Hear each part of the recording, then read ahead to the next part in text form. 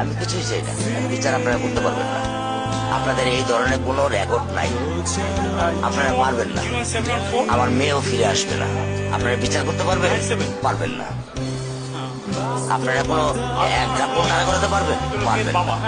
আমার থেকে স্টেপ নেবেন, স্টেপে লিখিত নেবেন? পারবেন না। আপনারা পারবেন না,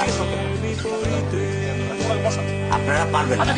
এটা বড় যুব 15 দিন, এরপর আরেকটা বড় কোনো ঘটনা করবে, এটা তলে চলে যাবে।